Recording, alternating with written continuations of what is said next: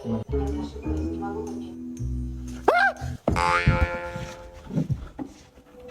dadasi nimaya qo'rqasiz mamman-ku? Unangim yursantingmi? iPhone kerak, bachazing ko'tida ishdan qolmagan kerak, yangi paplin chiqqan shundan kerak.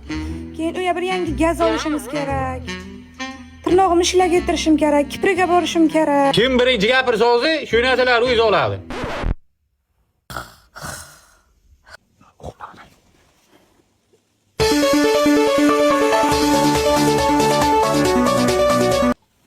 Alo. Ana, gapirdingiz, ana endi siz olib berasiz. Unangim yur. Xotin, iPhone. Ana bu pillon.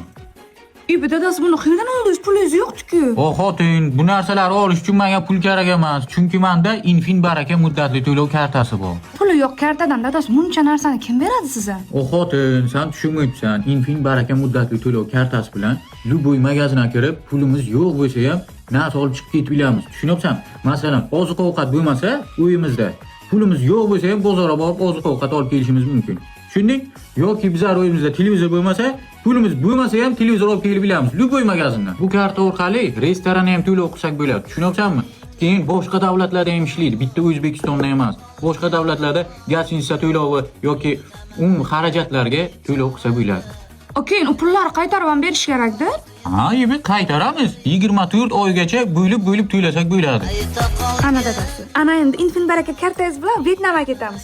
Undan chiqib Maldiv orollariga, undan chiqib Gruziyaga, Persatga etib bir kurga aylanib chiqamiz. Undan keyin qayerga ketsak ekan? Yana qaysi davlatlar bor-ku? Kim birinchi gapirsa, nari xonada uxlaydi. Men gapirdim, men ketdim.